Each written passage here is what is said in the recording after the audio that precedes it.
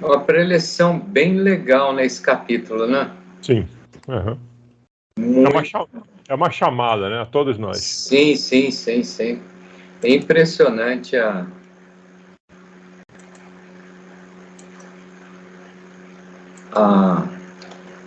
pertinência e o contexto, né, que a gente pode encaixar em qualquer situação de vida nossa, né? Pelo menos dentro daquilo que a gente vive por aí, né? Mais uma preleção, né? É uma pressão, um chamamento muito legal. E você vê que o pessoal que é envolvido são as pessoas de outras religiões, né? Que Não importa a religião, né, na verdade. Aqueles que não estão... que ele se refere aí, né? Aqueles que não estão muito presos a dogmas, né? Aos dogmas, as amarras das religiões aí, por aí afora, né? Muito, muito legal. Intoxica-vos o dogmatismo, é verdade. Vixe. Eu recebi um vídeo do Haroldo Dutra ontem, muito legal, ele falando do... Na verdade, a palestra é sobre o plantou, colheu, né? Plantou, colheu. Mas tem 1h30, ele fala muito do André Luiz durante a palestra, impressionante. As coisas marcantes, né? Os espíritos, fala do livro dos espíritos também. Que os espíritos falam que você pode fazer o que você quiser, dependendo da sua intuição, não tem valor nenhum, da sua intenção, aliás, né? Yes. Que vale a sua intenção. Sim. Ele aponta o dedo. O seu íntimo, né, cara? A responsabilidade que a gente tem para com a gente mesmo, né? Faça o que Quando você quiser. faz uma coisa de forma sincera, a gente é perceptível isso, né? Quando você age de uma forma sincera, você obtém alguma coisa em retorno, né? Seja ela boa ou ruim, seja sincero, você agindo pela sinceridade, né? A resposta é imediata, né? É muito interessante isso.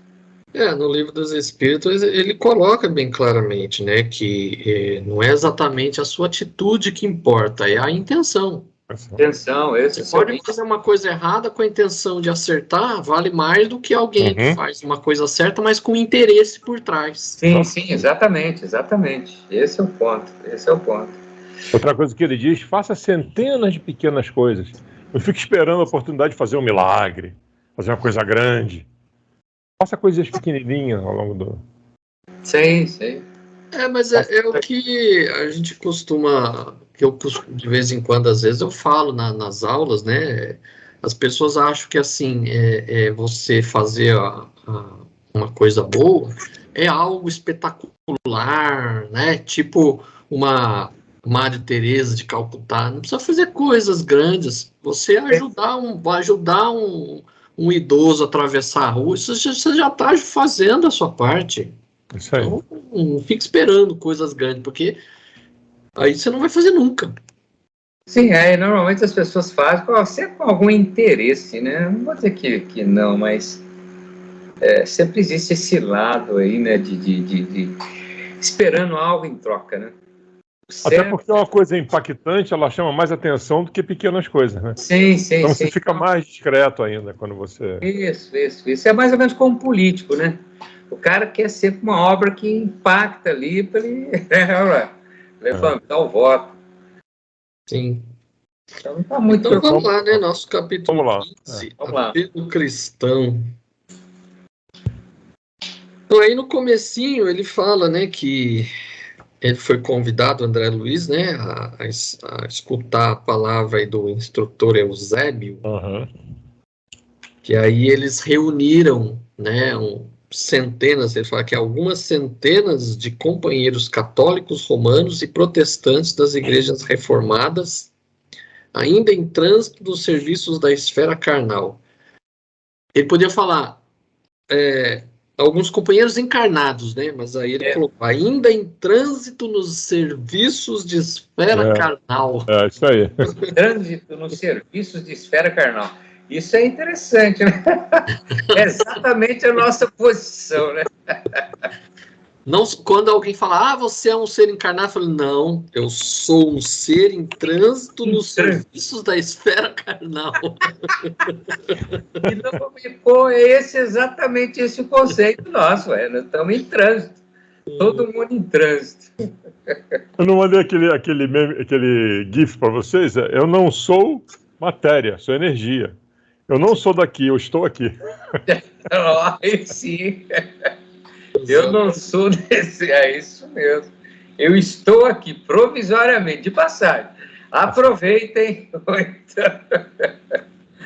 Estou voltando para casa, sem pressa. É isso aí. Bom, aí ele começa falando, né, que o André Luiz estranhou, né? Falou, pô, mas chamou católico, chamou protestante aqui para falar, mas que negócio é esse, né? Aí ele fala, importa compreender que a proteção divina desconhece privilégios. Sim. Onde houver colaboração digna do homem, aí se acha o amparo de Deus. Quer dizer, não interessa a religião. Religião foi criada pelo ser humano. Jesus nunca criou religião nenhuma. Deus não criou religião nenhuma. É o ser humano que gosta de criar coisa para criar divisão. Então, o que interessa é a boa intenção das pessoas. É isso. Qual religião a pessoa professa não tem nada a ver, né? Uhum. Não é a confissão religiosa que nos interessa no sentido fundamental, senão a revelação da fé viva, a atitude positiva da alma na jornada de elevação. Claro que as escolas de crenças viram-se situando-se cada uma em um círculo diferente. Quanto mais rudimentar é o curso de entendimento religioso, maior é a combatividade inferior, que traça fronteiras infelizes de opinião e acirra hostilidades deploráveis, como se Deus não passasse de um ditador em dificuldades para manter-se no poder. Olha só. É verdade, né? Quanto menos se estuda, quanto menos se sabe, mais confusão existe, né? E é tudo culpa de Deus, né? Como se Deus fosse esse imperador aí, né? É só lembrar, né, do Deus do Antigo Testamento, que era um Deus terrível. Nossa Senhora. Castigava todo mundo, né? Se você não cumprisse os desejos desse Deus aí, você podia ser punido. Então tem coisas assim absurdas lá, que era o entendimento que tinham de Deus naquela época, né? Não era Deus de verdade, era como imaginavam que Deus era. Isso. Ou seja, um Deus muito análogo ao próprio homem daquela época, né? E Moisés, o legítimo representante dele, né? Fazia barbaridades, não? Pois é. Moisésão era fogo. Constituindo o espírito evangélico prodigioso um núcleo de compreensão sublime e razoável, seja considerado uma escola cristã mais elevada e mais rica. Possuindo tamanhas bênçãos de conhecimento e de amor, cumpre-lhe estendê-las a todos os companheiros, ainda quando esses companheiros se mostrem rebeldes e ingratos, em consequência da ignorância de que ainda não conseguiram afastar-se. Quanto mais você aprende, mais você tem tolerância para explicar também, né? Sim. Não é para tentar trazer ninguém para cá, não. É só para mostrar o que você entende como sendo o ensinamento de Cristo, né? A compaixão de Jesus poderia ser medida pelo estado de evolução daqueles que o seguiam de perto. Diante da mente encarcerada no vaidoso intelectualismo de muitas personalidades importantes de sua época, vemo-lo inflamado de energia divina. Pelo contrário, em Jerusalém, no último dia, à frente do populacho exaltado e ignorante, arraigado embora aos princípios da crença, encontramo-lo silencioso e humilde, solicitando perdão para quantos o feriam. Olha só. Que posição, né, cara? Exemplo de humildade, né? Exemplo de humildade, os caras ali malhando ele de todas as formas, né? Ele fala assim, diante da mente encarcerada no vaidoso intelectualismo de muitas personalidades importantes de sua época. Quer dizer, ele quantas vezes está lá registrado no Evangelho, quantas vezes ele acabou tendo que confrontar os sacerdotes do templo, que eram pessoas que tinham um conhecimento da Torá, né? De cor salteado, porque eles literalmente decoravam, né? A Torá. Então, eles tinham um conhecimento intelectual muito grande, mas moral muito baixo. Por que condenaram Jesus? É pura vaidade. Ele iria destruir o que eles achavam que era a essencialidade da existência do templo e dos sacerdotes que viviam à custa do povo. Sim. Quando você decora as coisas, você não tem condição de dialogar com ninguém, porque você decorou. Daí é máquina. Se Jesus abrisse a boca, ele derrubava com 2 palavras, 3 palavras o que os caras pensavam. Porque você não tem argumento, né? Esses argumentos decorados, isso aí não tem repercussão, porque é como se fosse máquina, isso aí o computador faz. Decora, você coloca lá num banco de dados, você tem toda a informação. Hoje você tem isso assim, né? Mas você não tem o discernimento ou a aplicação, vamos dizer, humana daquele conhecimento, né? A partir do momento que você transforma esse conhecimento em algo benéfico para a situação que você está vivendo, eu acho que é válido, né? Quando você tem esse discernimento, esse posicionamento. Agora, quando você usa isso para se vangloriar e se posicionar de forma superior diante daquelas pessoas com as quais você está contra-argumentando, acho que aí fica ruim, né? Você não tem entendimento. Outro dia eu vi um cara fazendo comentário, achei interessante. Esse cara, de vez em quando, ele aparece aí nessas... Falou, quando uma troca de argumentação de forma que um argumento tenta superar o outro, isso não é interessante para uma discussão, né? Quando você tem isso dentro de uma discussão, quando as discussões uma tentando superar a outra. Isso não é válido. Isso é válido quando todo mundo se aproveita daquela discussão para tirar um pouco de conhecimento, né? Aí é uma discussão válida, né? Não essa discussão a título de superioridade, não, porque a minha opinião está sendo a mais importante, porque eu tenho mais conhecimento. Isso não é válido. Então, se você tem mais conhecimento, compartilhe isso. Na verdade, esse tipo de técnica aí era algo que acontecia já no tempo de Sócrates, né? Que eram os sofistas que faziam esse tipo de diálogo. Não um diálogo no fim de troca de ideia, mas um diálogo no fim de convencer o outro que você estava certo. E ele isso. Mas ainda assim, hoje existe dessa forma, né? Sim. Ainda é desta forma. E isso você pode transferir aí nos dias de hoje, com certeza, em várias situações. Vários embates que Sócrates teve durante a vida dele foi com os sofistas.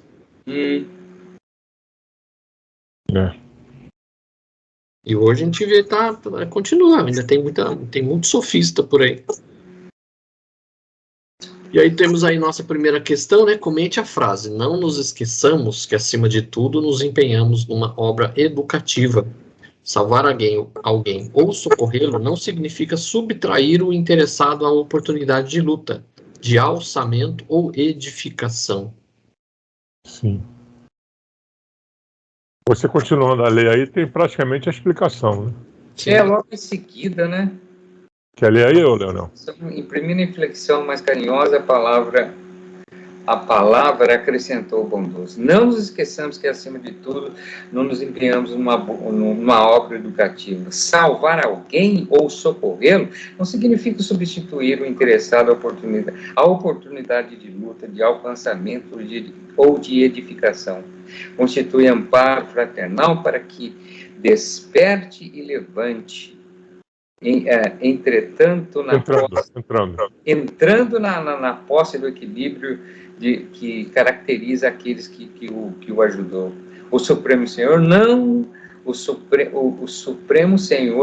se compraz com o possuir filhos miseráveis e infelizes na criação. Espalha bênçãos e dons, riquezas e felicidades eternas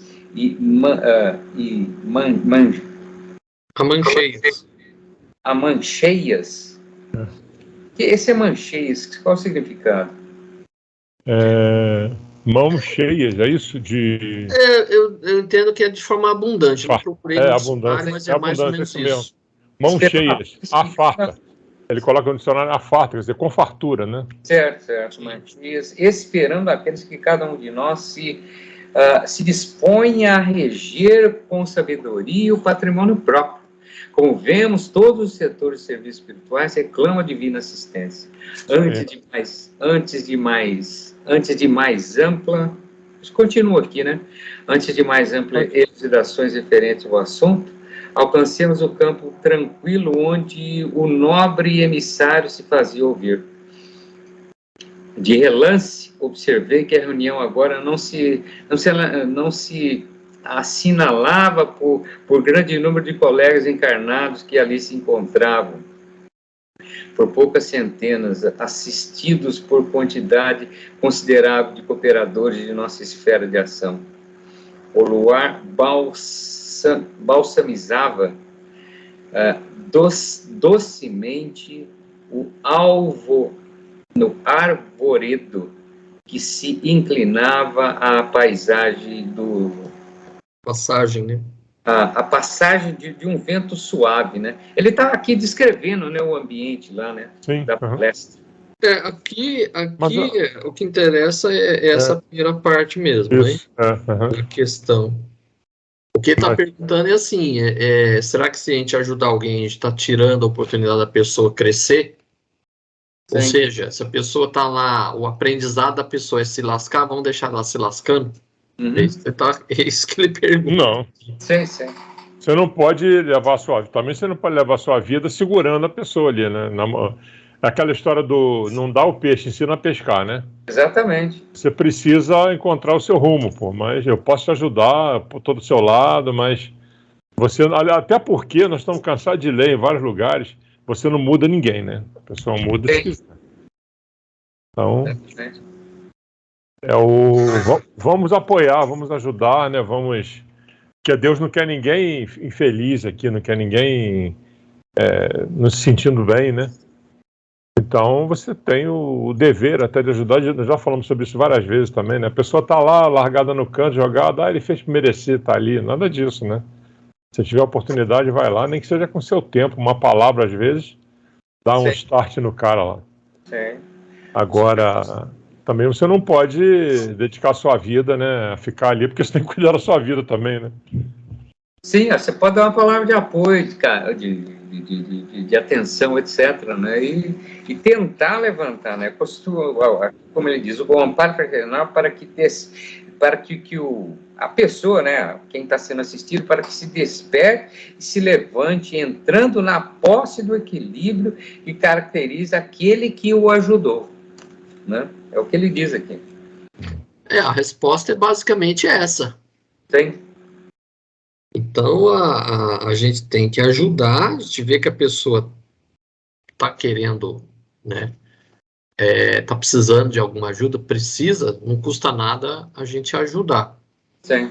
Porque se a pessoa não receber nenhuma forma de auxílio, a pessoa, de repente, não vai sair dali. Então, precisa de uma ajuda. Mas essa ajuda, ela não pode ser também, assim, dar tudo na mão também, né? Você ajuda, mas a pessoa também tem que fazer a parte dela. E é assim que a gente está aqui no mundo, né? Quando Jesus veio aqui nesse mundo aqui, ele veio justamente para dar essa mão, mas ele não veio para carregar a gente das costas. Isso, exatamente. Né?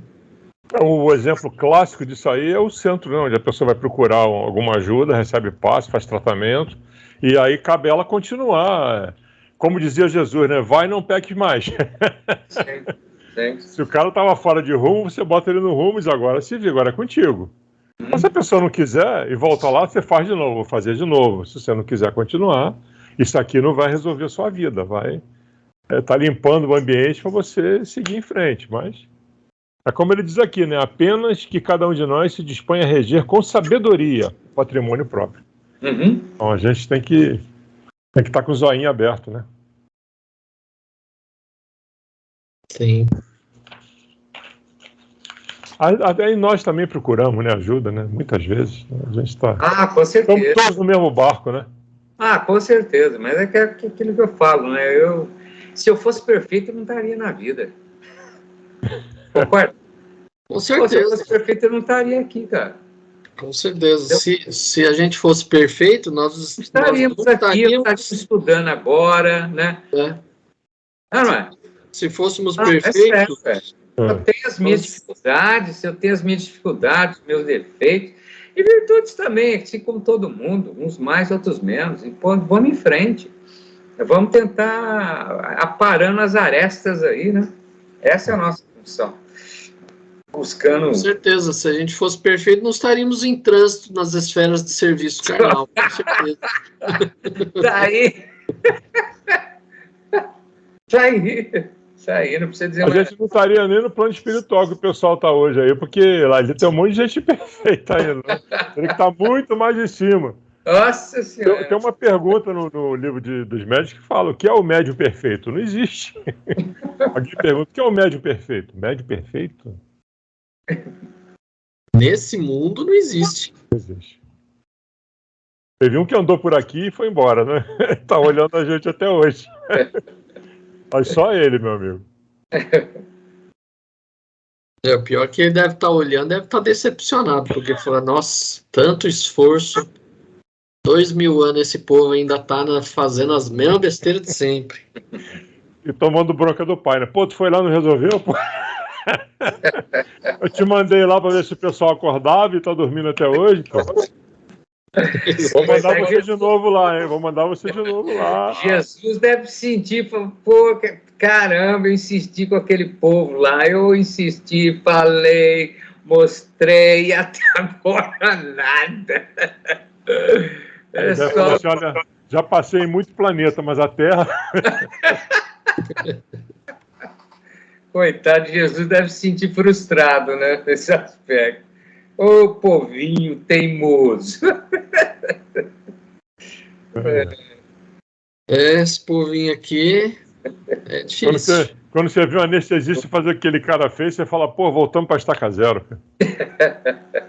A mulher tendo dor de parto lá para ter criança e o cara fazendo aquilo.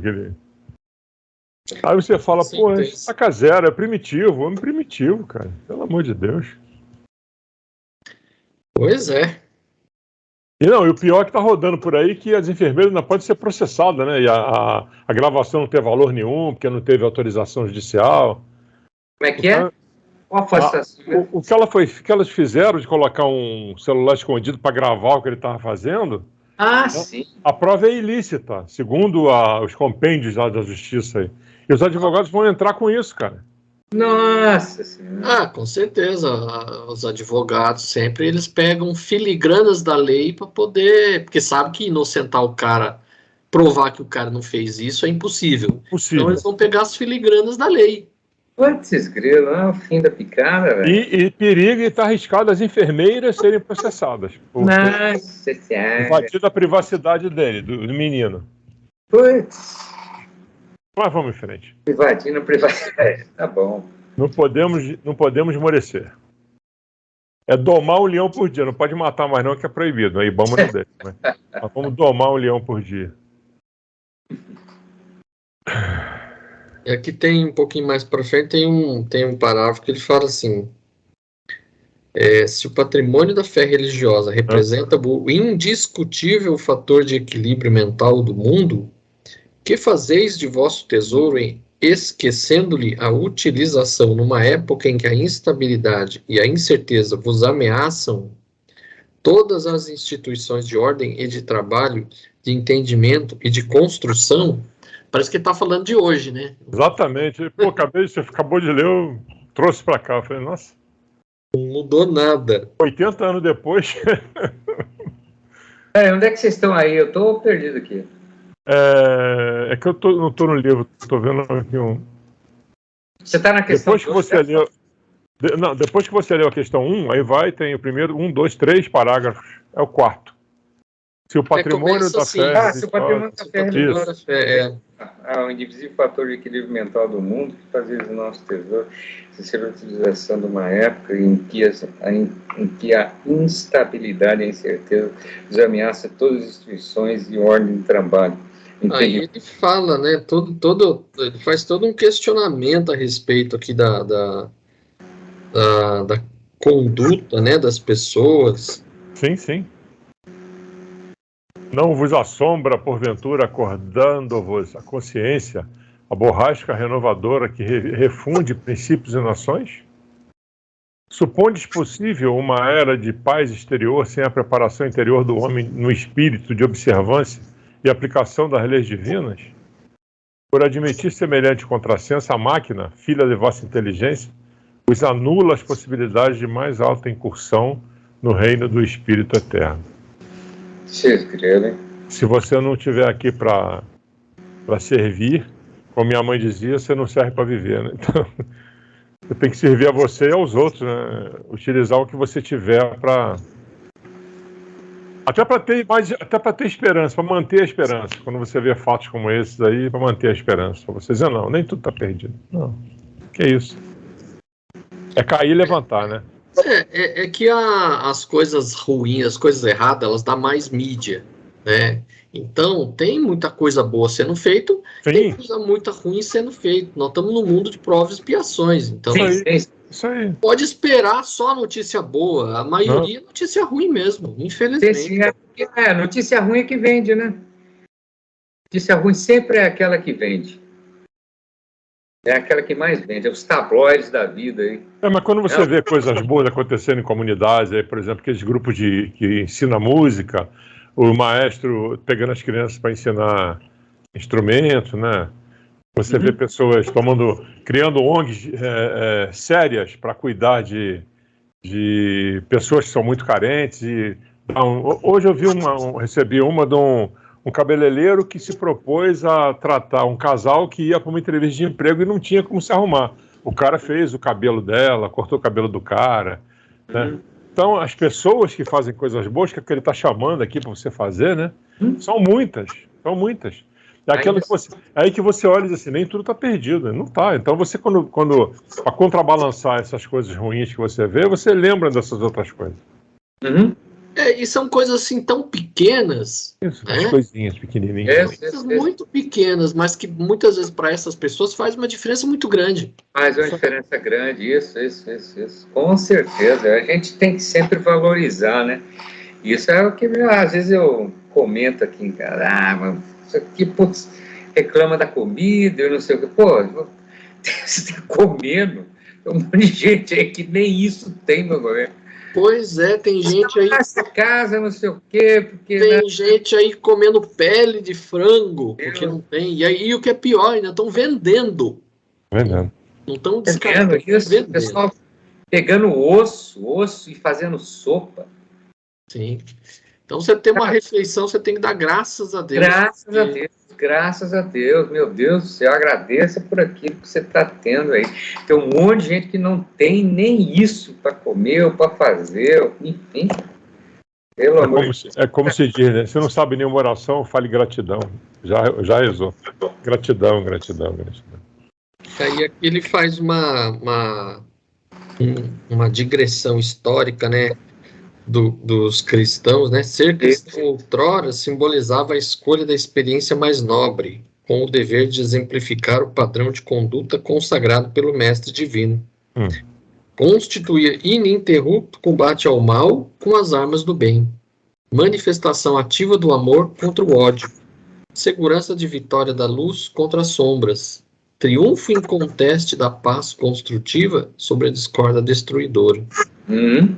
Ante o Moloque do Estado romano, convertido em imperialismo e corrupção, os sectários do Evangelho não se expunham a polêmicas mordazes, não se enredavam nas teias do personalismo dissolvente, não dilapidavam possibilidades preciosas a erigir fronteiras dogmáticas. Entreamavam-se em nome do Senhor e ofereciam a própria vida em penhor de gratidão aquele que não trepidava em seguir para a cruz, por amor a todos nós. Então ele puxa lá de trás, né? Todo o sacrifício que as pessoas fizeram nos primeiros séculos do cristianismo, e ninguém ficava lá travando, não, Jesus tinha corpo físico, não, Jesus não tinha. Então ninguém ficava debatendo essas bobagens. A pessoa simplesmente se entregava pela doutrina, pela nova, né, pelo evangelho, e não ficava aí perdendo tempo com discussões inúteis. A pessoa ia lá e entrava em ação e fazia o que tinha que fazer. Atitude. E aí hoje a gente vê que a pessoa perde muito mais tempo discutindo filigranas da Bíblia do que realmente praticando-a. É isso aí. E aí, sequência, vem a segunda questão, né? Comente a frase: saber perder vantagens transitórias para conquistar os imperecíveis tesouros celestiais. Continuando aí. Erguiam os seus mais sublimes santuários na comunhão com os princípios santificantes que os identificavam com o Salvador do mundo. Sabiam perder vantagens transitórias para conquistar os imperecíveis tesouros celestiais. Sacrificavam-se uns pelos outros na viva demonstração do devotamento fraternal. Partiam os sofrimentos e multiplicavam os júbilos entre si. Morriam de testemunhos angustiosos para alcançar a vida eterna, em testemunho. Guerreavam os desequilíbrios de sua época e de seus contemporâneos, não a golpes de maldição nem a fio de espada, mas pela prática da renunciação, submetendo-se a disciplinas cruéis e revelando, nas palavras, nos pensamentos e nos atos, a mensagem sublime do Mestre que lhes renovara os corações. Perfeitamente. Mas eles não faziam isso buscando a salvação, eles faziam isso porque era o que Jesus pedia, né? Então eles seguiam, né? Eles cuidavam das pessoas, falavam, pregavam o evangelho e atitudes, e tome de ajudar todo mundo, né? Foi todo vamos dizer assim, uma mensagem de mostrar que além dessa vida material existia uma outra vida espiritual muito melhor. Por que a maioria das pessoas, quase, vamos dizer assim, 99,9% dos cristãos desse primeiro século, eram gente da mais baixa condição social, as pessoas desprezadas? Porque eles viviam uma vida tão miserável que para eles era uma esperança sair daquela coisa miserável que eles estavam vivendo para uma vida melhor, que era o que Jesus tinha pregado, né? O mundo espiritual, um mundo melhor para todos. Por que os ricos, os poderosos não iam? Porque eles já estavam tendo ali o seu céu aqui na própria terra, né? Gozando dos bens materiais, do poder. Para que eles iam largar isso? Então, para eles não interessava. Então, as pessoas iam com a fé que realmente, depois da morte, teria uma outra vida muito melhor. Dos que estavam ali em volta de Jesus, só Judas não achava isso. O Judas achava que Cristo ia ser o rei dos reis, né? Então... ele tinha uma visão um pouquinho mais materialista, né, da missão do Messias. Né? Então, ele entendia o Messias como alguém que era um rei material, um rei da terra, né? Ele não entendeu o recado, não entendeu nas entrelinhas. Vou ficar ali com o homem, ó, que o meu carro está garantido. O Judas foi, na verdade, malhado durante séculos ali, e ele sofreu muito com isso, né? Sim. Mas ele era um discípulo bastante dedicado. Sim. Quando retrata Judas como alguém possuído pelo demônio, isso é coisa dos evangélicos, né? Então, o demônio está sempre por trás de tudo. Então, ele não era um demônio, nada disso. Ele era um dos mais fiéis e mais dedicados discípulos. Acontece que ele ainda tinha uma ideia errada da missão do Messias. Ele achava que o Messias era um rei material, um rei do mundo, e não alguém que veio dar uma lição de transitoriedade deste mundo. E ele não entendeu o recado. A verdade é essa, mas ele era boa gente. Ele só entendeu errado. Ele era dedicadíssimo, mas querendo alguma coisa aqui mesmo, né? Não pensando no outro lado. Para ele ia ser tudo resolvido aqui. Eu vou fazer o que tiver que fazer, o homem está certo, mas vou ficar ali, ó, que depois eu vou ter uma... O meu vai sair ali. Vai sair. Aí continua ali, né? Entretanto, herdeiros que sois daqueles heróis anônimos que transitaram nas aflições de espírito edificado, nas promessas do Cristo, que fizestes vós da esperança transformadora da confiança, sem vacilação. Onde colocastes a fé viva que os vossos patriarcas adquiriram a preço de sangue e de lágrimas, e servindo de comida para leão, né? Que é do espírito de fraternidade que assinalava os aprendizes da Boa Nova, que é feito, né, na verdade. Sim. Que é. Enriquecidos pelas graças do céu, pouco a pouco, olvidastes as portas da revelação divina em troca das comodidades humanas. Construístes entre vós mesmos barreiras dificilmente transponíveis. Aí aquela frase que eu falei, intoxica-vos o dogmatismo, corrompe-vos a secessão, estreitas interpretações do plano divino vos obscurecem os horizontes mentais. Abris hostilidade franca em nome do reino de Deus, que significa amor universal e união eterna. Conspurcais a fonte das bênçãos, amaldiçoando-vos uns aos outros, invocando para isso o príncipe da paz, que para ajudar-nos não hesitou ante a própria morte afrontosa. A que delírio chegastes, estabelecendo mútua concorrência à imaginária obtenção de privilégios divinos. Quer dizer, ainda é pior ainda você usar o nome de Deus, como muita gente faz, em nome do Alcorão, em nome de Alá, porque Alá está querendo, que eu vou matar. Você ainda faz um uso errado do divino, né? Aqui como ele estava falando para católicos e para protestantes, né, de diversas denominações aí, o que ele estava colocando é justamente um puxão de orelha. Ele falou, pô, mas vocês têm todo esse exemplo aí do primeiro século, né, de fé, de união, e agora vocês estão aí um brigando contra o outro. Vocês, em vez de colocar em primeiro lugar a parte espiritual, vocês estão praticamente vocês estão só ficando na parte material. Então, cadê aquela fé numa vida espiritual? Ficou tudo só matéria, só dinheiro, só bens, como é que é? Onde é que foi parar todo esse espírito, né, cristão do primeiro século?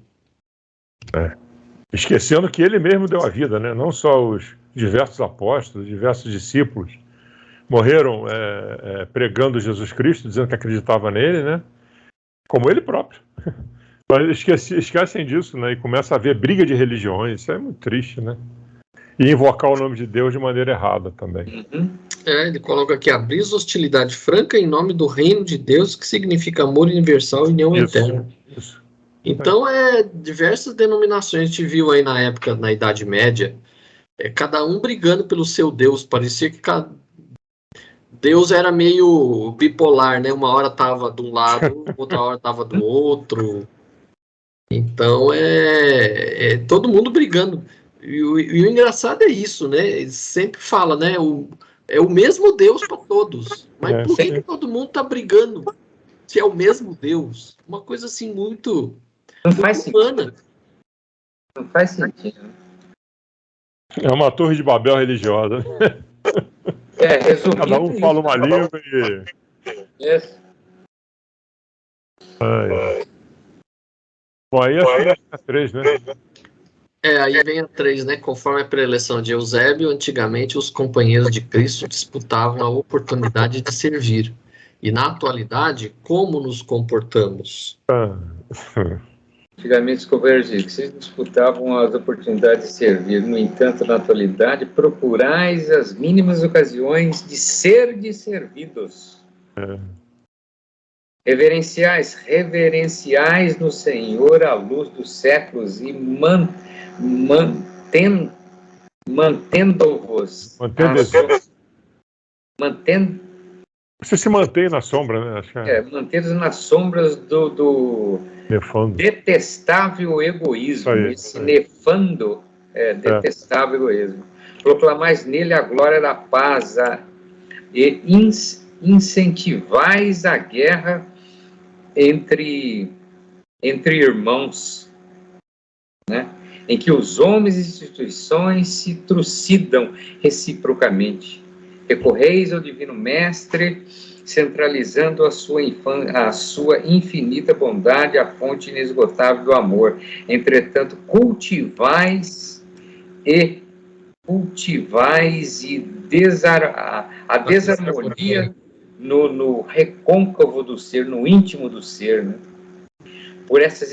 Por que estranhas convicções supondes conquistar ao paraíso à força de afirmativas labiais?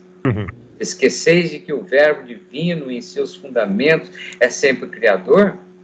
Como admitir a redenção ao preço de simples palavras a que nenhum significado objetivo emprestais pelas atitudes?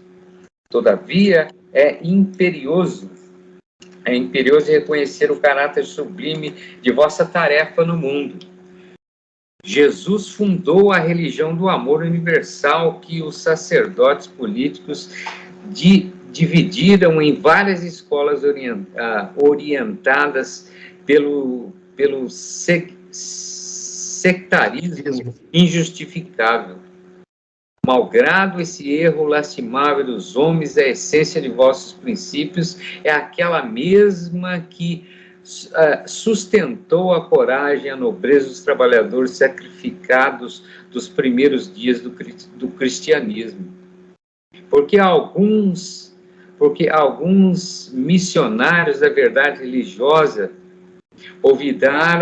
olvidassem a paternidade divina e se permitissem desmandos da autoridade, preferindo a opressão e a tirania, não sois menos responsáveis agora pelos sagrados depósitos de Jesus,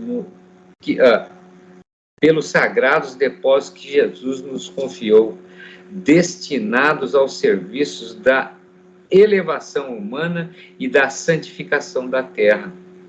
O Evangelho, em suas bases, guarda a beleza do primeiro dia. Argumento sofisma, né? Sofisma algum conseguiu empanar o brilho do amai-vos uns aos outros como eu vos amei. Olha só essa aí. Então, sofisma nenhum, né? Na existência do homem, jamais bateu essa frase, né? Jamais bateu essa afirmação, né? O sofisma, ele se caracteriza por palavras que muitas vezes são incoerentes no sentido de enganar a pessoa. Esse argumento enganoso eu achei aqui. Então, não adiantou toda aquela tentativa de subverter o que está no Evangelho, que isso não adiantou. Mas o que eu achei interessante aqui, ele fala assim: por que estranhas convicções supondes conquistar o paraíso à força de afirmativas labiais? Ou seja, sei lá na igreja e rezar por 5 horas seguidas, isso não adianta nada. Não resolve. Não, na frase anterior ele fala: proclamar nele a glória da paz e incentivais a guerra fratricida, em que os homens e instituições trucidam reciprocamente. 80 anos depois está a Rússia lá matando os ucranianos. Meu Deus. Não, o que eu acho assim mais absurdo é que o patriarca lá da igreja russa, ele age mais como um político do que como um líder religioso. Mas cara, o cara vai lá e dá palpite, não, tá certo, é isso aí, tem que ser assim mesmo, tem que fazer assim, é dessa forma. É o fim da picada, né? Nesse aspecto, esse papo é muito consciencioso, né? Ele dentre várias características dele, né? Uma delas é a humildade dele, eu acho bastante impressionante, né? Ele não se posta de forma autoritária, nada, né? As atitudes dele são bem simples, né? Tentando exemplificar ao máximo, né, o que Jesus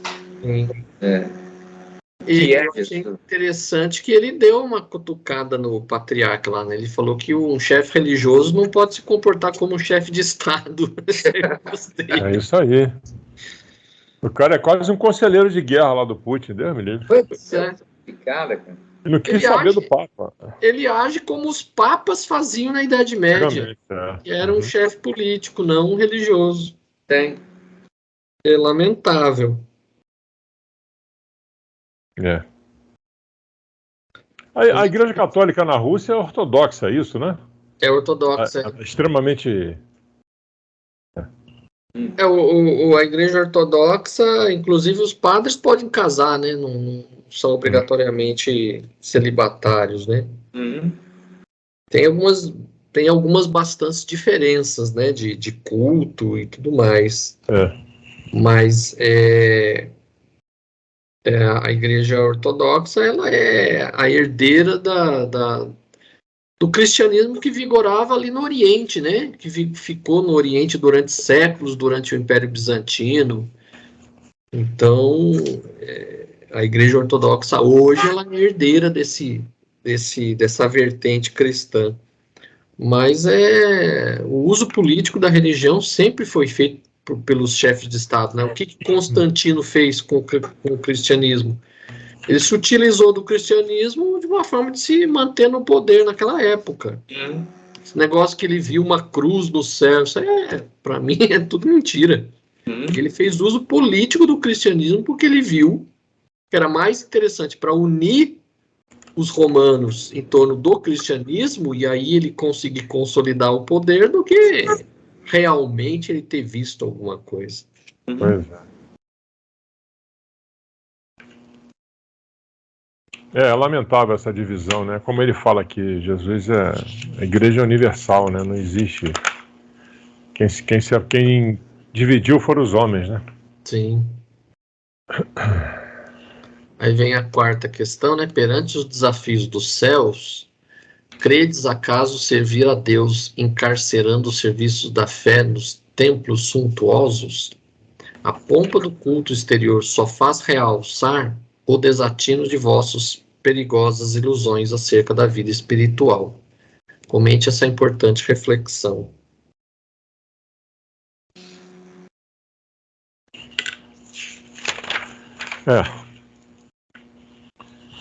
Perante os desafios, credes acaso servir a Deus encarcerando os serviços da fé nos tempos suntuosos? A pompa do culto exterior só faz realçar o desatino das vossas perigosas ilusões acerca da vida espiritual. Infrutífera seria a divina missão do Mestre se a boa nova permanecesse circunscrita às trincheiras sectárias, onde presunçosamente vos refugiais com o objetivo de inflamar a execranda fogueira das hostilidades simuladamente cordiais. Simuladamente, Não encontrastes outra fórmula de externar a crença além da concorrência menos digna?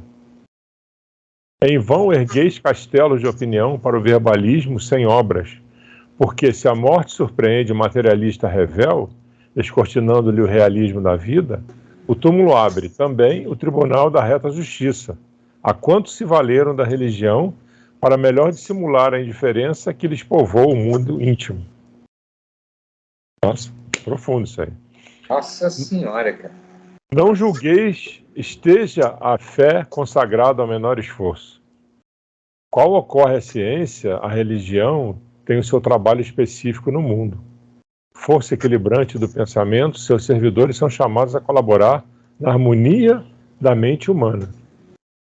Na atuação da fé positiva reside a força reguladora das paixões, dos impulsos irresistíveis, da animalidade de que todos emergimos no processo evolucionário que nos preside à existência. Jesus, por isso, não confinou seus ensinamentos ao círculo estreito dos templos de pedra. Reverenciou, em verdade, os monumentos que recordassem os lugares santos da oração, consagrados às manifestações superiores do Espírito. Entretanto, não se cristalizou nas atitudes adorativas. Viveu conquistando amigos para o reino do céu. Não é você ir para dentro da igreja e ficar lá rezando, a Maria cheia de graça. Só Jesus salva. Levanta e anda, irmão. Vai, sai dele, Satanás. Não é isso aí. Eu estava lembrando aqui que a gente já teve uma passagem em que tinham várias pessoas escutando a pregação de alguém também, de várias religiões, não teve? Não sei se foi nesse livro mesmo ou em outro. Era no lugar aberto, tinha um campo, e aí o André Luiz chegava e tinha um camarada também falando. Não me lembro, eu ia procurar o capítulo e esqueci. Mas já teve uma passagem dessa, que tinham várias...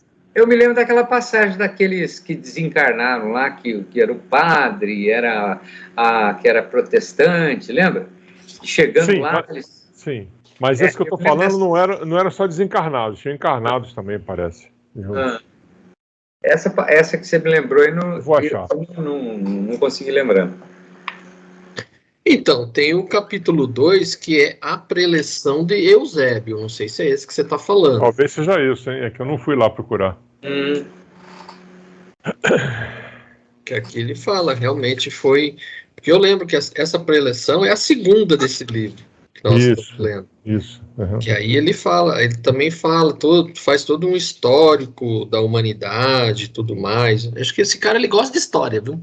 Ele fala, inclusive, em quantidades. Eu não sei quantos lá, que era de uma religião X, mas tinham mais religiões, eu acho que não era só católica. É verdade. Acho que foi nesse capítulo aqui mesmo, de a preleção de Eusébio.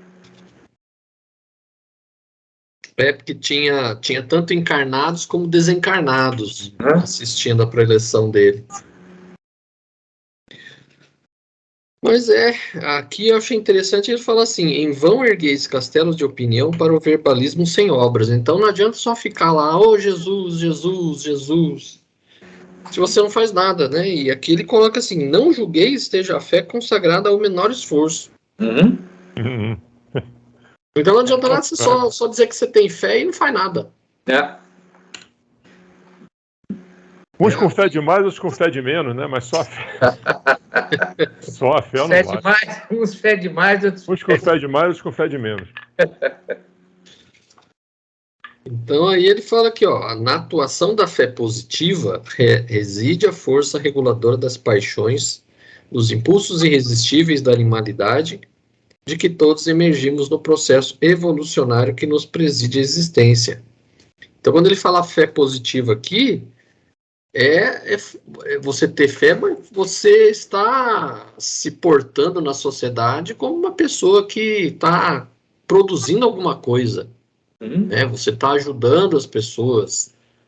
Não é você também largar tudo e viver da mendicância, sendo um ermitão. Não é isso. Você trabalha, você ganha o seu dinheiro, mas você também contribui com alguma coisa, com os outros, com a sociedade. Você auxilia alguém em alguma dificuldade. Então isso é fé positiva. A fé negativa é aquela que você vai lá na igreja só, Jesus me salva, e não faz nada por ninguém, só por você mesmo. Esperando, estende a mão e fica lá esperando. Outra coisa que eu achei importante, quando ele diz qual ocorre a ciência, a religião tem o seu trabalho específico no mundo. Porque muita gente, já falamos disso também aqui, né? Pessoal, mas para que tem remédio se Deus cura? Deus permitiu que você chegasse naquele remédio e com aquele remédio você tem a cura. Então, você tem que ter fé nisso, né? Tem que ter fé que nada aconteceu por acaso. E são coisas específicas, né? Aquela história da fé sem religião é fanatismo, a religião sem fé é loucura, né? Pelo menos por aí. Porque vamos dizer assim, a ciência ela vai resolver as questões materiais. O que acontece hoje é que a ciência ela é desconectada do mundo espiritual e a fé dessas religiões, da maioria das religiões predominantes, é desconectada da ciência. Então aí nós temos aí uma ciência que não acredita que nada, que tudo é obra do acaso, e nós temos aí uma fé que acredita que a humanidade veio de Adão e Eva. Toda a arqueologia, todas as eras geológicas, o dinossauro, é tudo mentira. Então você vê duas vertentes da humanidade, paralelo, desconectada da outra. Desconectar, isso que eu ia falar, justamente em paralelo, né? As duas andando ali, uma do lado da outra, mas sem nenhum tipo de conexão, né? Sem nenhum tipo de conexão, com total independência. Independência no sentido de é o cientista que é extremamente materialista, né? E o espiritualista e o cristão, que seja, assim, né? Totalmente avesso à própria ciência, né? Quer dizer, não existe uma conexão, uma interligação entre um e o outro, que na realidade um está ligado, como ele acabou de dizer aqui, no qual ocorre com a ciência e a religião, tem o seu trabalho específico no mundo. De novo, né, não foi o que Cristo pregou, é o que as pessoas interpretaram, né? A religião, ele fundou a religião do amor universal. Agora, o pessoal foi e separou, né? E aí tem certas situações que são totalmente antagônicas. Mas vamos em frente. Agora já vem a 5, né? Vem a 5ª, né? O orientador Eusébio cita em sua preleção a passagem de Jesus no planeta Terra. Destaca sua conduta sem normas rígidas ou imposições, pedindo apenas amor e entendimento, fé sincera e bom ânimo nos trabalhos edificantes. Como o grupo compreende essa importante orientação?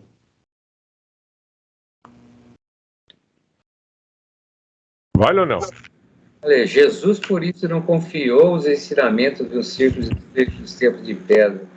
Reverenciou em verdade os monumentos que recordassem lugares santos da oração, consagrado às manifestações superiores do Espírito. Entretanto, não se cristalizou nas atitudes adorativas. Viveu conquistando amigos para o reino dos céus. Não impôs aos seus seguidores normas rígidas de ação. Pediu-lhes amor e entendimento, fé sincera e bom ânimo para os serviços edificantes. Aproximando-se de Madalena, não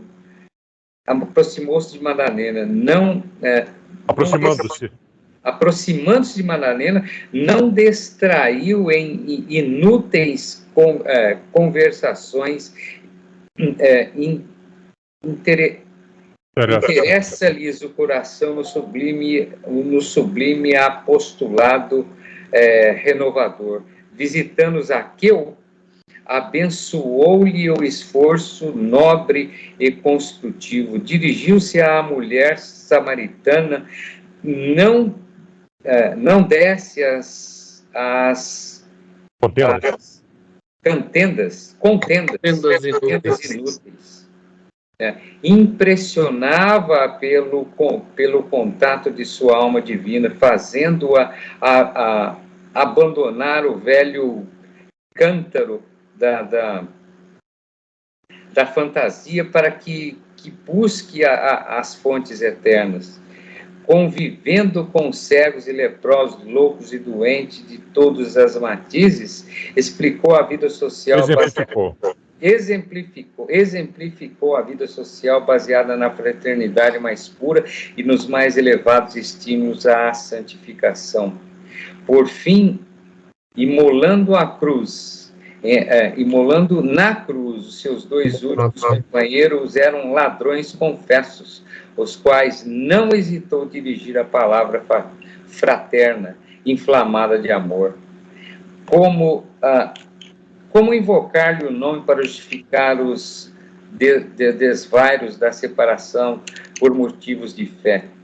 Como apoiar-se no amigo de todos para deflagrar embates de opinião, acendendo fogueiras de ódio em prejuízo da solidariedade comum que ele exemplificou até o supremo sacrifício? Não será denegrir-lhe a memória, difundir a discórdia em seu nome? Né? É isso. Notei que a palavra do orientador provocava profunda impressão. A maioria dos ouvintes choravam com um coração irrepressível, sentindo-se tocada pelo júbilo celeste. Então, está nesses 3 parágrafos aí. Como é que a pessoa... Ele dá exemplos, né, de que Cristo fez, né, da vida, o que ele viveu, né, quando estava aqui. Fala de Zaqueu, da Samaritana, fala dos cegos, etc. O comportamento dele com relação a isso até o último ato, que foi conversar com os ladrões. Então, como é que uma pessoa que fez isso tudo, os outros querem levar para o outro lado, né? É como ele diz aqui, ó, acendendo fogueira de ódio em prejuízo da solidariedade comum, que ele exemplificou até o supremo sacrifício. É como ele diz, denegrir a memória, difundindo discórdia em seu nome. Pô. Então, quando a religião entra para esse rumo aí, aquelas discussões inúteis, né, acontecem muitas vezes, né? Não tem nada a ver com o Cristo, não tem nada a ver com o que, não precisa nem olhar para o que ele falou, é olhar para o que ele fez. Simples assim, cara. Simples assim. Né? Tem até o episódio lá, né, que eles iriam apedrejar, né, uma mulher adúltera, e ele mesmo acaba, só com poucas palavras, ele acaba desarmando todo mundo e mostrando que todo mundo estava errado. É isso aí, perfeito. E aí, agora, hoje as pessoas querem apedrejar os outros em nome dele, sendo que ele próprio não fez isso. Verdade. Não é o absurdo? Bem lembrado. Que é o comportamento humano. Uma contradição, né? Deus me livre. Bastante contraditório. Muito. Quem nunca pecou que atire a primeira pedra, né? A frase famosa, né? Sim.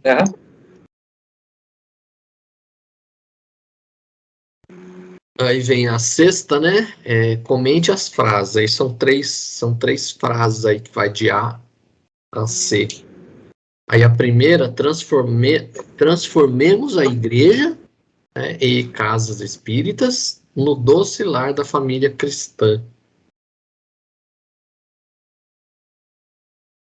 Tem um parágrafozinho antes, que ele termina dizendo que se pede do vosso espírito de crença é o aproveitamento das bênçãos celestiais esparzidas sobre vós em caudalosas correntes de luz.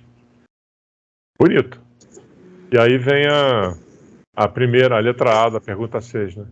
Não limiteis, portanto, a demonstração da confiança no Altíssimo aos cerimoniais de culto externo. Varrei a indiferença que vos enregela as basílicas suntuosas. Amedrontam. Convertamo-nos em verdadeiros irmãos uns dos outros. Transformemos a igreja no doce lar da família cristã, quaisquer que sejam as nossas interpretações. Esqueçamos a falsa afirmativa de que os tempos apostólicos passaram para sempre. Cada aprendiz do Evangelho guarda na própria vida um reduto destinado ao culto vivo do Divino Mestre, perante o qual escoa a multidão dos necessitados todos os dias. É isso aí, faça. Transformemos a igreja no doce lar da família cristã. Ele coloca, na questão colocar dentro de parênteses casas espíritas, mas se a gente for pegar pela etimologia da palavra igreja, ela vem de eclésia do grego. Eclésia, o que era? Uma comunidade de pessoas. Porque quando fala igreja aqui, dá a entender igreja religião. Não é igreja religião que a gente tem que se ater. Comunidade, é pessoas. Não é um espaço físico, né? Não é um espaço físico, né? Muita gente confunde.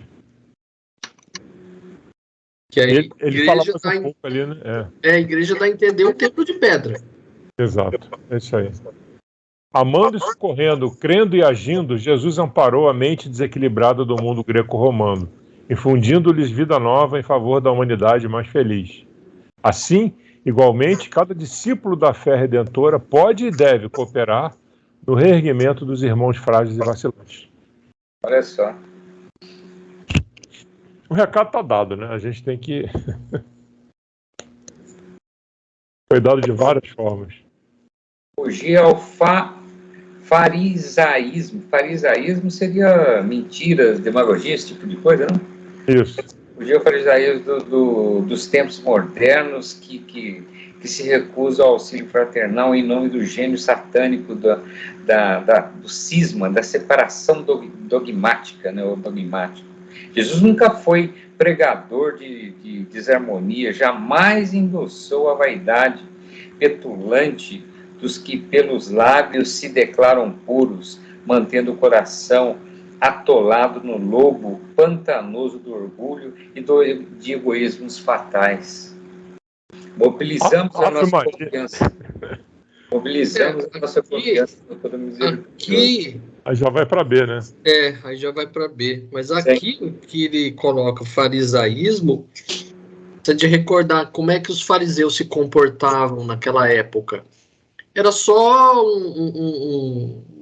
rituais gestuais exteriores prescritos ali na religião, vazio, mas de prática era nenhuma. Era só vamos dizer assim, um culto exterior em palavras e em rituais.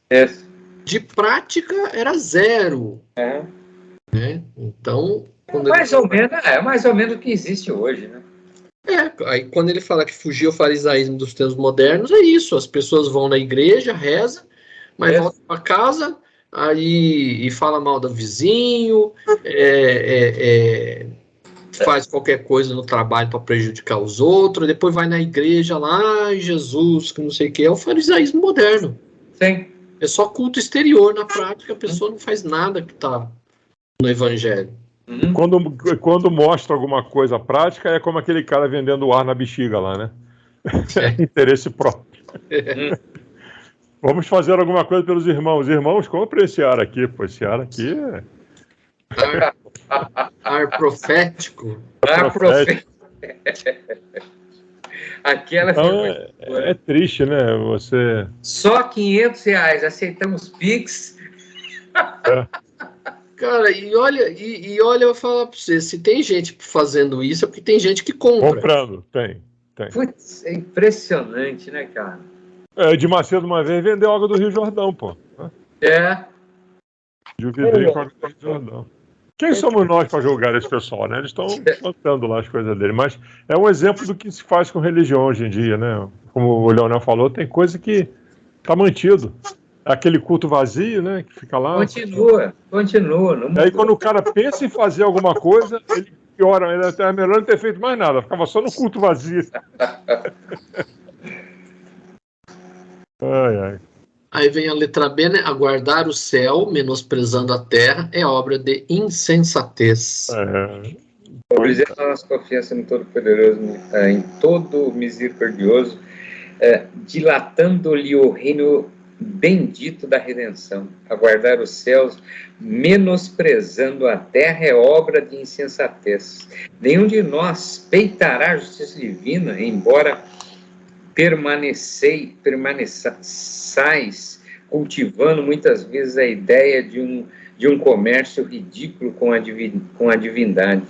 Se um lavrador jamais é postado em obrigações diretas diante do matagal inculto ou do pântano perigoso, como permanecer em deveres imediatos junto a paisagens de crime e trevas, de inquietação e sofrimento? Pois é. Se um lavrador jamais é postado sem obrigações diretas diante do matagal inculto do pântano perigoso, como permanecer sem deveres imediatos? É isso, meu amigo. Você ficar só observando não serve para nada, né? E ficar aguardando, tô salvo, sou um cara legal. Já comunguei, tomei hóstia. Fui no culto. Aí chega em casa, senta a mão na cara da mulher. Quebra o pau. Quebra o pau. Aqui não interessa o que eu faço. Se eu for um cara legalzinho, andar no caminho ali, né? Não tô matando nem roubando, vou na igreja todo domingo, tô salvo. Estou resolvido. Porque aqui o que ele coloca aqui, aguardar o céu, menosprezando a terra, é obra de insensatez, é esse meio termo que a gente tem que entender. Então, a gente não pode ser igual era os ermitões na Idade Média, que largava tudo no mundo e ia viver lá só orando o tempo inteiro, que aí não adianta nada, você não está no mundo à toa. Se fosse só para ficar rezando, você não precisava nem vir para a Terra. Né? Então você veio na Terra e reencarnou, justamente para você usar os instrumentos materiais para o seu progresso. E aí, desprezando o mundo, você querendo se livrar do mundo material, você está jogando fora as ferramentas que foi dado para você. Aquela história não é comigo, né? Não é comigo. É a mesma coisa, você tá lá na oficina mecânica, o seu chefe te dá as ferramentas para você consertar o carro, você joga fora a ferramenta e espera que o carro se conserte sozinho. É isso aí. Não adianta, você tem que você tá no mundo, é para isso, mas é que assim, a gente tem que encontrar esse equilíbrio. A gente não ser tanto nem céu e nem tanto só terra. Verdade. Tem que ter esse meio termo, né? E vamos dizer assim, eu acho que o que a gente tem que ter em mente é assim, a gente tem que usar os recursos materiais, mas a gente não pode ser apegado, a gente não pode sofrer quando a gente perde alguma coisa material, que aí você mostra que você está muito apegado, mas ao mesmo tempo você não pode ser pródigo, você desfazer de tudo que você tem, esperando que Jesus vai descer e vai te salvar. É isso aí. E aí ele fala assim, permaneçais, embora nenhum de nós peitará a justiça divina, embora permaneçais cultivando muitas vezes a ideia de um comércio ridículo com a divindade. Que é o que muita gente faz. Se existe muita dessas igrejas aí que vende né, o ar profético, né, a água do Rio Jordão, é porque as pessoas estão comprando justamente fazendo esse comércio ridículo com a divindade. A pessoa acha que comprando aquilo ali ganhou o céu. Qual a mentalidade que a pessoa tem? É uma troca que eu estou fazendo. Eu estou dando meu dinheiro para a igreja, eu espero ser salvo. Então, na verdade, não é só aquele pastor que está fazendo a coisa errada. Aquele que vai lá e paga alguma coisa com a intenção de ganhar o céu com isso também está fazendo um comércio com a divindade. Sim. Ele também, o fiel também está errado. Não, porque a gente volta no começo do capítulo, quando ele diz que quanto menor o conhecimento, mais fácil é de você cair no erro. Tá aí, ó. O cara chega com palavrinhas assim envolventes e leva uma multidão junto com ele para fazer besteira, né? Olha o karma que esse cara tá arrumando para ele. Tudo bem que cada um é dono de si e tem que estar atento. Mas ele é um veículo, né? Ele tá sendo um veículo desse negócio aí.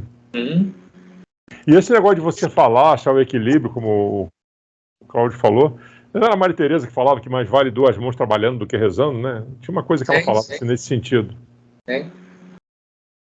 Quem disse isso foi a Maria Teresa, né? É a Maria Teresa. Eu não me lembro assim exatamente da frase, mas as mãos que trabalham valem mais que os lábios que oram.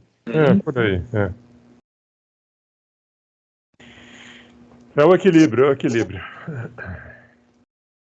E aí a letra C, né? O irmão caído é nossa carga preciosa. A dificuldade é nosso incentivo santo. A dor, nossa escola purificadora. A gente comentou isso hoje ainda, né? Você passa a ver um cara largado lá, é problema dele. Ou então o cara até pensa, ele pediu isso, pronto, então não tem nada com isso. Fecha a conta e passa a régua. Não. Abracemo-nos, pois, uns aos outros em nome do Cordeiro de Deus, que nos reformou a mente, alçando-a a planos superiores pela ascensão gloriosa através do sacrifício. Somente assim, meus amigos, é possível atender à elevada destinação que nos cabe. Essa frase que vem em seguida achei fantástica. Diante do mundo periclitante, alucinado por ambições rasteiras e dominado pelo ódio e pela miséria, sequências das guerras incessantes e aniquiladoras, harmonizemo-nos em Jesus Cristo, a fim de equilibrarmos a esfera carnal. 80 anos depois, a frase está valendo.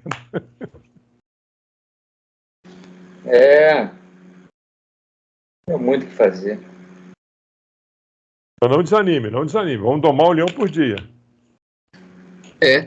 Faz a sua parte, né? Faz a sua parte. Faz um pouquinho lá, né? Tá bem atual, né? Tá bem atual essas palavras. Nossa Senhora. Muito. Ixi. Não tem o que pôr nem tirar aí, não precisa mais nada. É só tudo...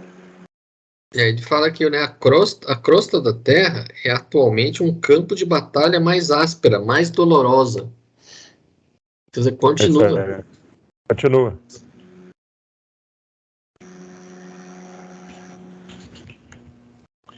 E aí ele já vai fazendo a preparação para a pergunta 7, né? Sim.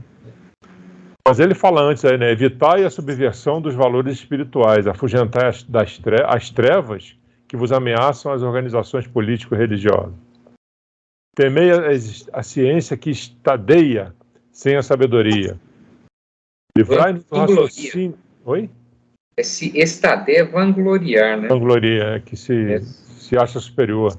Isso. Livrai-nos do raciocínio que calcula sem amor. Revisai a fé para que seus impulsos não se desordenem à míngua de edificação. Revisai a fé. E aí a 7ª, né? O que o grupo compreendeu como sendo o apelo cristão do orientador Eusébio. Ele fala aí, despertai a consciência adormecida e afeiçoai-vos à lei divina, olvidando o cativeiro multissecular da ilusão. A salvação é contínuo trabalho de renovação e de aprimoramento. Salvação, uma palavra forte, né? Ao mundo atormentado, proclamemos a nossa fé em Cristo Jesus para sempre. Eusébio, ao terminar, estava aureolado de prodigiosas emissões de luz. Ao mundo atormentado, proclamemos a nossa fé em Cristo Jesus para sempre. O apelo cristão, acho que é a lição toda, né? Uhum. Chamando você para fazer o que tem que ser feito, para seguir as palavras de Cristo. Uhum. São palavras muito fora da caridade não há salvação, né? Isso aí é uma máxima fantástica, né? Caridade é como um todo, né? O seu tempo, o seu dinheiro, o seu conhecimento, a sua atitude, o não ficar parado, né? Tudo isso é caridade, eu entendo. Apelo cristão. O que Cristo fazia, né, era caridade. Uma pessoa caridosa o tempo todo. Ele esclarecia e ajudava todo mundo, né? E mostrava que todo mundo era capaz de fazer alguma coisa, né? Não era, ele não tinha poderes sobrenaturais, porque ele mesmo disse, podeis fazer o que eu faço e muito mais. Então dependia só da gente querer. Então ele veio para dar uma orientação, né? Eu entendi aqui que a gente deve entender aqui por esse apelo cristão que ele fala é a gente tentar voltar às origens, tentar comparar a nossa vida hoje com o que as pessoas faziam no primeiro século e ver que hoje está muito mais fácil você ser cristão, né? Você não vai mais ser queimado na fogueira, você não vai ser mais servir de tocha humana nos jardins do Nero.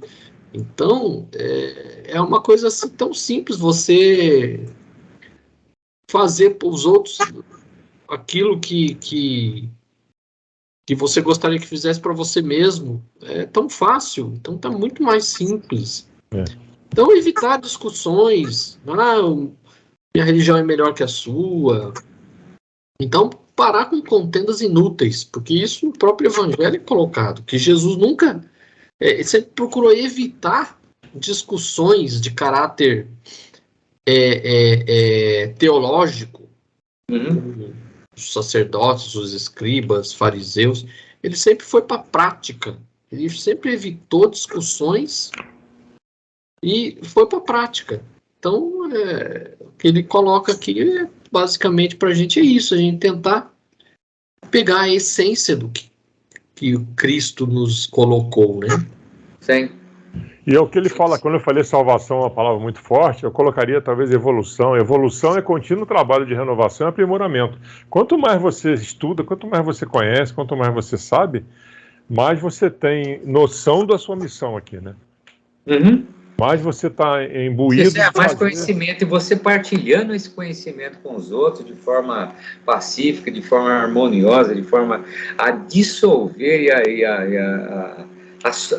resolver problemas, né, no sentido de trazer paz, né, e consciência entre os homens, etc., o amor, etc., eu acho que mais você é valorizado nesse sentido, a partir do momento que você tem esse conhecimento, você transforma esse conhecimento com esse objetivo, né, de trazer mais harmonia, menos, diminuir as desigualdades, aproximar mais as pessoas. Se você tiver, transformar esse conhecimento com esses objetivos aí, acho que é fundamental, né, para o nosso aprimoramento e evolução aí. Você evolui com isso, né? Você evolui. Sim, bastante. Faz bem para a alma, né? E aqui o interessante, o último parágrafo aí, vocês viram, terminado o serviço de reunião, eu parei que os amigos encarnados sob o amparo dos colegas de nossas atividades socorristas não se afastaram animados e otimistas, porque muitos deles compreendendo talvez com mais clareza, fora do veículo denso da experiência física, os erros da crença, né, transviada, se retiraram cabisbaixo, soluçando. Ou seja, caindo a ficha, né? Muito legal isso aí, né? Muito legal. A carapuça cai em todo mundo, né? Como a gente comentou, né? Ninguém é perfeito, pô, então...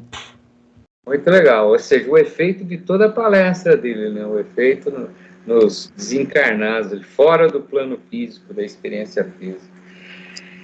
Ele estava falando para católicos e protestantes, né? Então o pessoal começou a entender, né? Pô, o pessoal começou a refletir, né? Sim.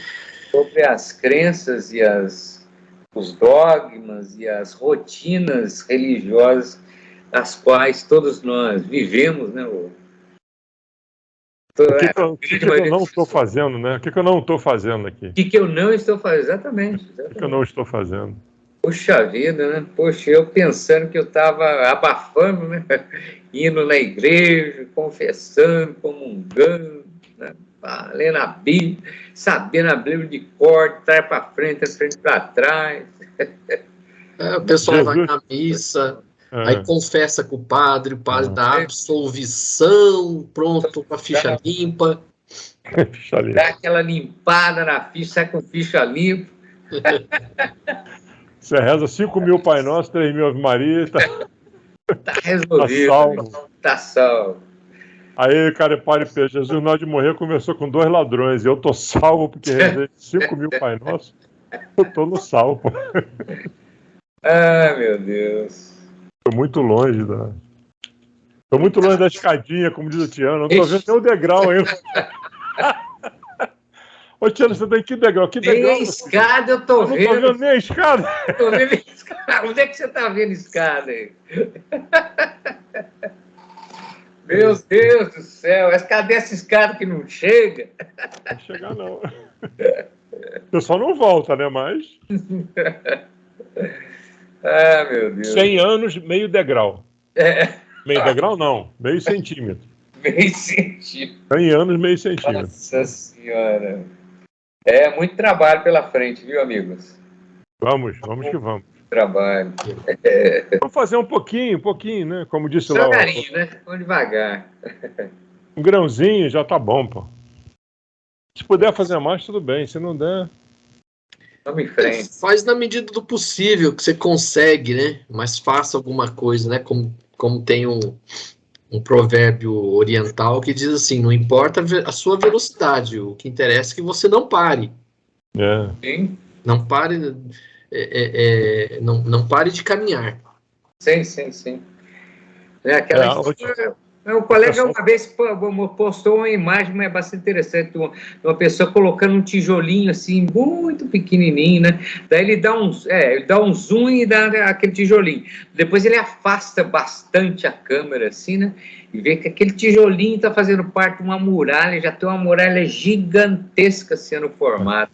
Mas tudo a partir daquele tijolinho pequenininho que o rapaz colocou, né? Mas que ao longo do tempo vai se transformar ou se transformando em uma muralha gigantesca. É bem interessante isso aí. Ontem a gente está falando desse assunto todo aí, as coisas sempre se encaixam. Ontem foi aniversário do Jeff, né? Isso, 44 anos. Aí teve uma mensagem lá nas vibrações, e a mensagem falava disso aí, que vocês pensam que já viveram tudo, né, que os tempos são esses? Não, as coisas vão ficar muito piores. Mas não esmoreçam. Não esmoreçam, a mensagem foi essa. Não esmoreçam, jamais. Não desista, né? Tenha fé. E você tem muita coisa para fazer. Cara, tem que ter mesmo. Você olha para o mundo hoje, né, cara? Você fala, puxa vida, eu tô com 63 anos, né? E cada ano que passa, todo mundo reclama, só reclamação, entra ano e sai ano, entra governo, sai governo, situação não muda e tal. Você fala, puxa vida, né, cara? Caramba. E aí você pega um gancho nisso aí e vê, nesses 44 anos, quanto que o Jefa fez, né? O Jefa que é uma unidade, que é um ponto ali Isso. Nas casas que fazem o bem para os outros, né? Uhum. Então, isso anima você a dizer, vai piorar? Mas a gente sabe fazer, então a gente tem ajudado, a gente sabe. Ajudou e tem ajudado, né? E vai continuar ajudando. Puxa vida, o nosso trabalho você tem que ter a consciência de que o trabalho continua, né, cara? Não adianta. Continua e continua mesmo. A gente tem, como diz minha mãe dizia, né? No mundo terás aflições, mas tendes bom ânimo. Minha mãe dizia sempre isso. Sim. A gente comentou isso também, né? No começo. Tem coisa ruim, mas tem coisa boa. É uma frase de Jesus que está no Evangelho. Isso. Isso aí, então terminamos por Vamos lá.